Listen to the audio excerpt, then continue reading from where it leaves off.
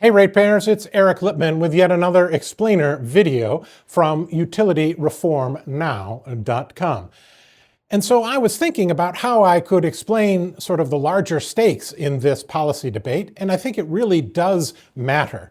So with respect to regulatory expenses, the expenses that government agencies charge you in order to process a rate-making application, the application to raise your utility rates on natural gas or electricity, the government process involved in that gets charged back to you, the ratepayer. In the last fiscal year 2025, the amount of charges that the government sent to you was $11,200,000. That sum went directly on to your utility bills each and every month to pay for the government officials involved in this process, in their review and action on a rate-making application. Certainly more than one in that $11 million, but that number is growing, and it's growing rapidly and at an exponential rate. That number, $11.2 million, was 45% less in fiscal 2024. So we're adding to that sum of regulatory expenses that goes directly onto your utility bill at a rate of several million dollars per year. Worse still, that number can climb at least 3 times higher. How do I know? Because the current statute says that the Minnesota Public Utilities Commission can assess, it can tax local utilities for their work on an application submitted by the local utilities up to 2/5 of 1% of the total operating revenue of the utility. Okay, so 2/5 of 1%, 0.004, that's a small number. But total operating revenue of a public utility can indeed, and oftentimes is, a very large number. If you take all 9 rate-regulated utilities in Minnesota, total operating revenue for all of those 9 rate-regulated utilities in both electricity and natural gas, that's $7.6 billion. So let's do a little math. 0.004 times 7.6 billion is over $30 million. So we go from roughly $7 million last year to $11 million this year and onwards towards $30 million right onto your utility bill. I think that this is a scandalous, shameful situation that we would have this kind of cost acceleration and these kinds of numbers basically from a tax that could be assessed by an executive branch agency. This is not coming from the legislature. This is a general authorization, to be sure, but it's independent action by a government agency in the executive branch, and one that really isn't pro-consumer. In the rate-regulated hearings that we have, when we go out and we hear from the public, what do you think about this rate increase? There are lots of consumers that come by and say, we really can't have these kinds of rate hikes, 8, 9, 10, 11% rate hikes year over year. A big part of that is the government expense, which is lathered on to the other costs that the utilities have and is passed directly on to you. If we're going to care about consumers that have trouble paying their bill, if we're supporters of LIHEAP and the other kinds of interventions to help poor people, surely we can do this step first, which is to control the costs of government, which get assessed and laid onto it. It's part of being pro-consumer. So as part of the social compact that we have, there is a general societal agreement around the regulation of rate-regulated utilities. We, as consumers of electricity and natural gas, and anybody who turns on a light switch and hopes that the lights go on, is a consumer and a stakeholder in the proper functioning of local utilities. For any of those folks, we surrender certain things, and we get certain things back from the rate-regulated utilities. What do we surrender? We give the utilities an exclusive territory and a grant of monopoly power. Absolutely true. Pretty considerable powers to service electricity customers and natural gas customers within a particular area. What we get in return is the prevention of overbuilding. If we were to have true competition in, say, natural gas industries, there would have to be multiple pipelines that go down the street in order to potentially serve your house. The natural gas company that you take service from and the one that you don't. But that's still, we're overbuilding as far as pipelines. Same thing with transmission wires or substations. We give the exclusive territory because we don't want overbuilding, and we don't want those charges going on to you. We trade something, we get something in return. Similarly, there's a grant of monopoly power, but that comes with oversight and charges by the public and by public agencies, and also review of the quality of service. You're given an exclusive, okay, well now it's time for you to step up and give us the kind of performance that we're entitled to and that we expected when the bargain was originally formed. One of the terms that gets left out, but I think is definitely implied in this social compact, in this contract of sorts between the public and public utilities, is a limit on politicization. We don't want politics infecting the decisions of regulated utilities. That's a bad thing because it's not a political question about how do we have a cost-effective and reasonably priced electricity and natural gas service. That's not a political question. It's not a partisan question, but it can be. And the first guarantee is that that rates won't result in a taking. Again, we have a consensus, a constitutional consensus, that we're not going to rob local rate-regulated utilities by underfunding them and dedicating their private property to a public use, which is giving us utility service. We're going to take the politics out of those decisions. What we get in return is public confidence in the results. This is not a local ward healer or somebody looking for political favors setting rates. No. We're taking those politics out of it because we have standards that are beyond that. We don't permit underfunding.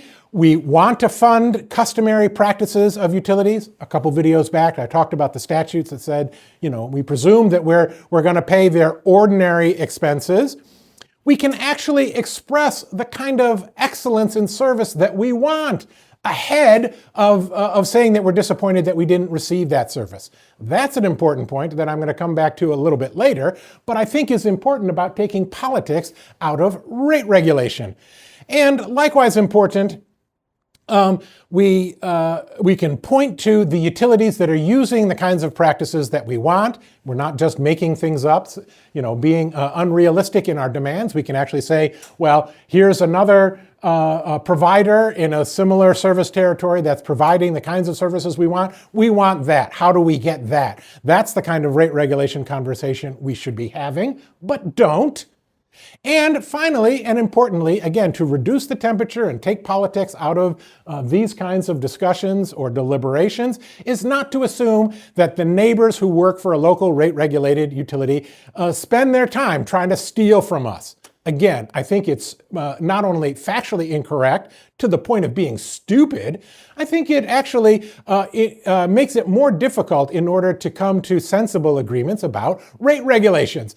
If you're in a negotiation and you think that the other person is dedicated to stealing with you, that's going to be a difficult set of circumstances around which to have either meaningful compromise or improvements in the relationship. We shouldn't naturally assume that the folks who work for Xcel or CenterPoint or Greater Minnesota Gas are trying to steal from us. I think it's a corrosive and bad idea and something that permeates officialdom in St. Paul. The GMG case, in fact, I think shows how consumptive and absolutely stupid and harmful these kinds of politicization can be. In the GMG case, you will remember, the shareholders of that company had not taken a dividend for themselves in all 30 years that the company has been operating. They were operating closer to a public charity than a rate-regulated utility, or at least their sister utilities. And the idea that you would spend hundreds of thousands of dollars investigating whether these folks who didn't pay themselves were actively stealing from their customers It's cuckoo for Cocoa Puffs. And the tragedy of that case is that none of the government officials noticed. They just kept lumbering on. Rate petitions are rate petitions. We treat all folks the same. If Mother Teresa were running a public utility, we would treat her as if she's Bonnie and Clyde.